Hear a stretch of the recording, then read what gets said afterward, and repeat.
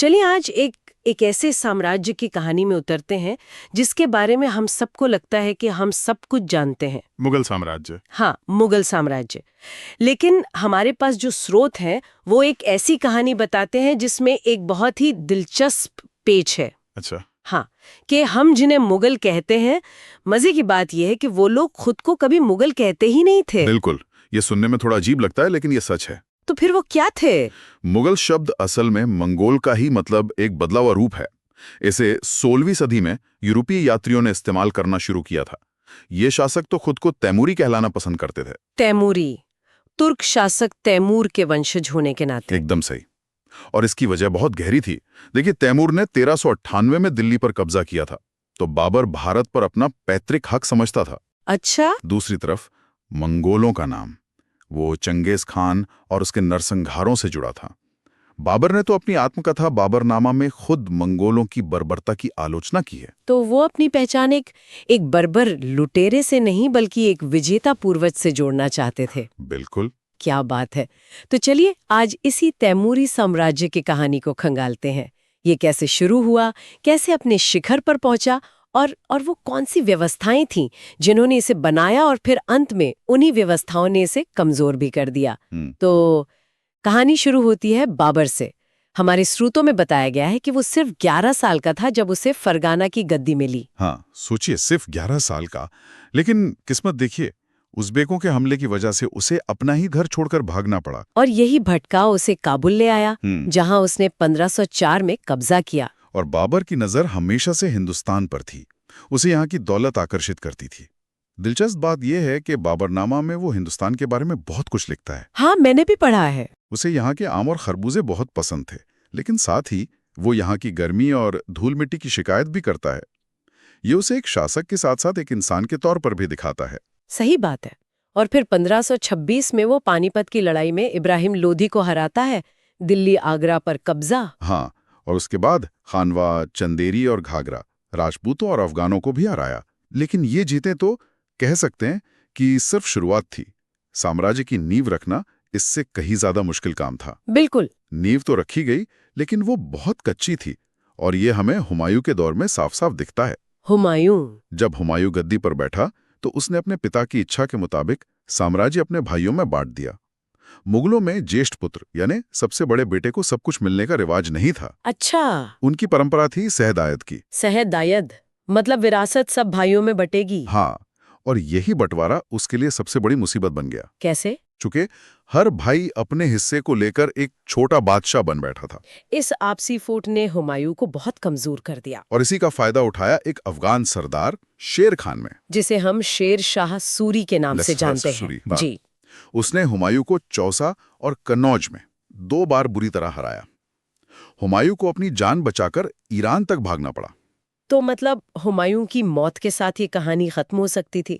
एक अस्थिर साम्राज्य, एक भागा हुआ बादशाह जो मुश्किल से वापस आया। बिल्कुल। लेकिन फिर तख्त पर एक 13 साल का लड़का बैठता है और यहाँ से मुगल साम्राज्य की कहानी हमेशा के लिए बदल जाती है। और वो लड़का था अकबर। अकबर। अकबर ने सिर्फ साम्राज्य को दोबारा खड़ा ही नहीं किया, बल्कि उसे फौलाद की तरह मजबूत बना दिया। उसने सूरी, अफगान, मालवा, गोंडवाना एक के बाद एक कई इलाकों पर कब्जा किया। 1568 में चित्तौड़ और फिर रणथंभौर की जीत, ये बहुत बड़ी मानी जाती है। हाँ, बहुत बड़ी। लेकिन अकबर की असली महानता सिर्फ तलवार के दम पर नहीं थी। नहीं नहीं, हमारे स्रोत बताते हैं कि उसका असली कमाल तो उसके प्रशासनिक सुधारों में था। और यहाँ पर मनसबदारी प्रथा का जिक्र आता है। ये सुनने में थोड़ा मुश्किल लगता है। मनसब, जात, सवार। हाँ, लगता है। चलिए इसको खोलकर समझते हैं। हाँ, बिल्कुल। इसे आप ऐसे समझिए कि ये पूरे साम्राज्य को चलाने का एक तरह से ऑपरेटिंग सिस्टम था। ऑपरेटिंग सिस्टम मतलब हर चीज इसी से चलती थी। बिल्कुल। मनसब का सीधा मतलब है एक पद या रैंक।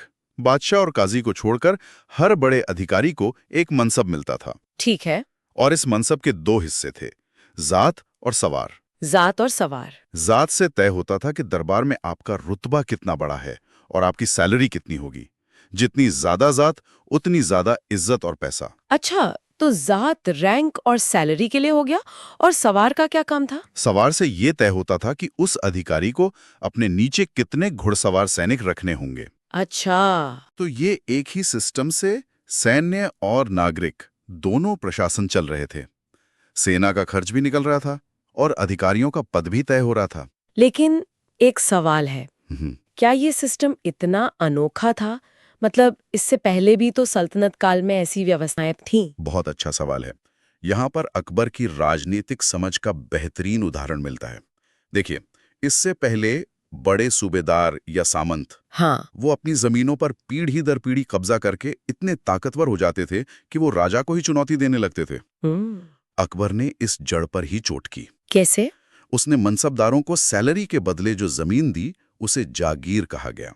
लेकिन ये जागीर मनसबदार की निजी संपत्ति नहीं थी। मतलब ये कि आपकी जागीर आज आगरा में है तो कल बंगाल में हो सकती है। बादशाह जब चाहे आपकी जागीर बदल सकता था। अरे वाह! आप उस जमीन के मालिक नहीं थे, बस वहां से टैक्स वसूल कर अपनी तनख्वाह और अपने सैनिकों का खर्च निकाल सकते थे। इससे सत्ता पूरी तरह से केंद्र यानी बादशाह के हाथ में रही। तो कोई भी मनसबदार किसी एक जगह पर अपनी जड़ें जमाकर ताकतवर नहीं बन सकता था। एकदम सही। वाह, ये तो कमाल का सिस्टम था। और दूसरी बड़ी व्यवस्था थी जब्त प्रणाली। इसके पीछे कहते हैं टोडरमल का दिमाग था। हाँ, और ये भी अपने आप में क्रांति थी। जरा सोचिए, 16वीं सदी में बिना कंप्यूटर या कैलकुलेटर के वो बिग डेटा पर काम कर रहे थे। Big data. हाँ, टोडरमल और उनकी टीम ने 10 साल तक 1570 से 1580 तक हर सूबे में गांव-गांव जाकर ये हिसाब लगाया कि किस जमीन पर कौन सी फसल होती है, उसकी औसत पैदावार कितनी है और पिछले 10 सालों में उसका बाजार में भाव क्या रहा है। 10 साल का डेटा? आज भी ये करना कितना मुश्किल है। बिल्कुल। और इस विशाल डेटा के आधार पर उन्होंने हर फसल के लिए नकद में एक टैक्स रेट तय कर दिया। ये एक ऐसा टैक्स सिस्टम था जो न तो किसान पर बहुत भारी पड़े और न ही साम्राज्य को घाटा हो। इससे पहले तो अंदाजे पर ही लगान तय होता होगा। हाँ, जिससे किसानों का बहुत शोषण होता था।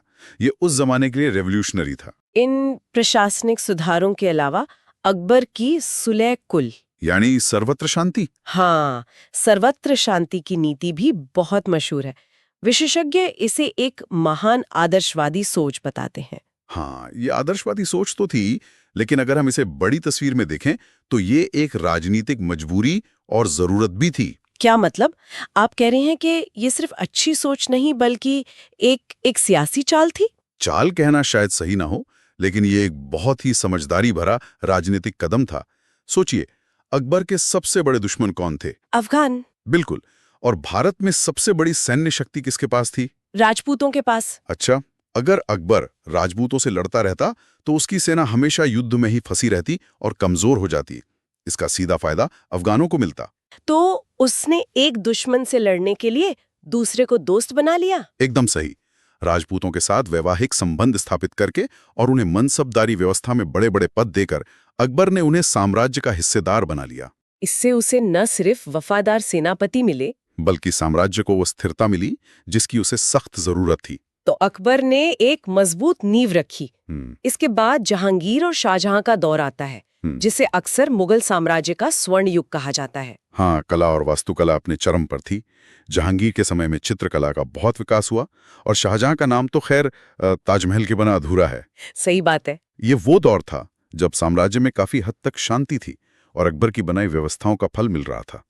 खजाना भरा हुआ था, लेकिन इसी चमक के पीछे कुछ अंधेरे कोने भी तैयार हो रहे थे। जैसे कि इन शानदार इमारतों और शानो शौकत की कीमत। ताजमहल जैसी इमारत बनाने में बेहिसाब दौलत खर्च हुई। ये पैसा आ कहां से रहा था? किसानों पर लगे टैक्स से। हाँ, धीरे धीरे खजाने पर बोझ बढ़ रहा था। और दूसरी, उससे भी बड़ी समस्या फिर से सिर उठा रही थी, उत्तराधिकार की लड़ाई। वो ही सहदायत वाली परंपरा। जी, जहांगीर के खिलाफ उसके बेटे खुर्रम यानी शाहजहां ने विद्रोह किया और फिर शाहजहां के बीमार पड़ते ही उसके बेटे दारा शिकोह, शुजा, औरंगजेब और मुराद। हाँ, उनके बीच जो खूनी संघर्ष हुआ वो मुगल इतिहास का एक काला अध्याय है। औरंगजेब ने अपने तीनों भाइयों को मरवाकर तख्त हासिल किया। जिस परंपरा ने हुमायूं को कमजोर किया था, उसी ने अब साम्राज्य को अंदर से खोखला करना शुरू कर दिया था। और फिर आता है औरंगजेब का लंबा शासनकाल।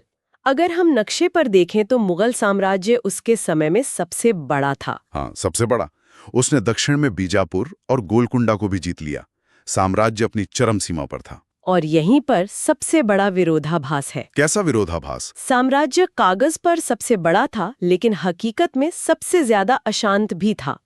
उत्तर पूर्व में अहोम, उत्तर में सिख, जाट और सतनामी, और दक्कन में मराठे शिवाजी के नेतृत्व में। ये सब लगातार मुगलों को चुनौती दे रहे थे। एक मिनट, ये तो उल्टा लगता है। साम्राज्य बड़ा हो रहा था तो वो और मजबूत होना चाहिए था। अशांत क्यों हो रहा था? आपका सवाल बिल्कुल सही है, और इसका जवाब उसी व्यवस्था में छिपा है जिसने साम्राज्य को बनाया था, मनसबदारी और जागीरदारी। अच्छा। अकबर के समय में 500 जात वाले बड़े मनसबदार सिर्फ 29 थे। औरंगजेब के समय तक उनकी संख्या बढ़कर 79 हो गई। मतलब बड़े अधिकारियों की एक फौज खड़ी हो गई थी। हाँ, और उनकी तनख्वाहें बहुत ज्यादा थीं। तो समस्या क्या थी? नए इलाके जीते थे तो वहीं से जागीरें दे देते। यही तो समस्या की जड़ थी। औरंगजेब ने जो दक्कन का इलाका जीता था, वो उत्तरी भारत की तरह उपजाऊ नहीं था।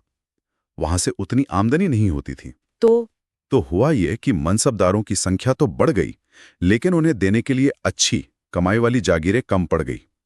इतिहास में इसे ही जागीरदारी संकट कहते हैं। जागीरदारी संकट? हाँ, साम्राज्य एक ऐसे गुब्बारे की तरह हो गया था जिसमें हवा तो भरती जा रही थी, लेकिन उसकी चमड़ी पतली होती जा रही थी। और इसका जमीन पर, आम किसानों पर क्या असर हुआ होगा? असर बहुत भयानक था। जब एक मनसबदार को पता होता था कि उसकी जागीर कल छिन सकती है, तो वो उस इलाके के विकास में कोई दिलचस्पी नहीं लेता था। वो तो बस ज्यादा से ज्यादा पैसा निकालना चाहेगा। बिल्कुल। उसकी कोशिश होती थी कि कम से कम समय में ज्यादा से ज्यादा राजस्व निचोड़ लिया जाए। इससे किसानों पर टैक्स का बोझ इतना बढ़ गया कि उनके लिए खेती करना मुश्किल हो गया। और फिर उन्होंने विद्रोह कर दिया। हाँ, कई जगहों पर किसानों ने खेती छोड़ दी या फिर उन्होंने विद्रोह कर दिया। जिन मराठों, जाटों और सिखों के विद्रोह ने औरंगजेब को परेशान कर रखा था, उन्हें इन नाराज किसानों से ही तो सैनिक मिल रहे थे। तो जिस मनसबदारी व्यवस्था ने साम्राज्य को जोड़ा था, अब वही उसे तोड़ रही थी। बिल्कुल। अकबर ने जो संतुलन बनाया था, एक कुशल प्रशासन, राजपूतों का सहयोग और एक मजबूत अर्थव्यवस्था, वो अब बिगड़ चुका था।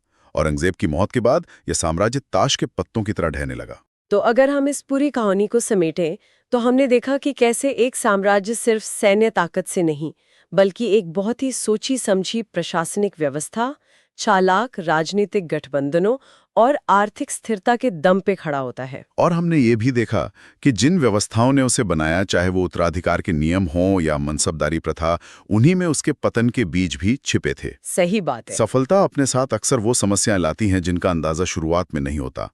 मुगल साम्राज्य इसका सबसे बड़ा उदाहरण है। अंत में सुनने वालों के लिए एक विचार छोड़ जाते हैं। हमारे सूत्रों में अबुल फजल की आईने अकबरी का जिक्र है। जी। ये सिर्फ एक इतिहास की किताब नहीं है, ये उस दौर का एक विशाल आर्थिक और प्रशासनिक सर्वेक्षण है। हाँ।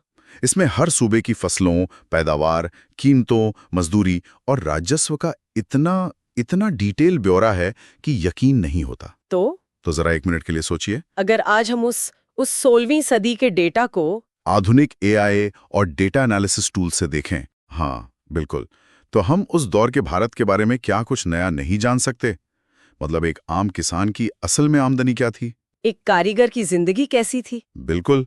क्या हम उस समय की गरीबी और अमीरी का एक असली नक्शा बना सकते हैं? और ये नतीजे, ये हमारी इन महान सम्राटों की शानो शौकत वाली जो छवि है, उसे पूरी तरह बदल सकते हैं।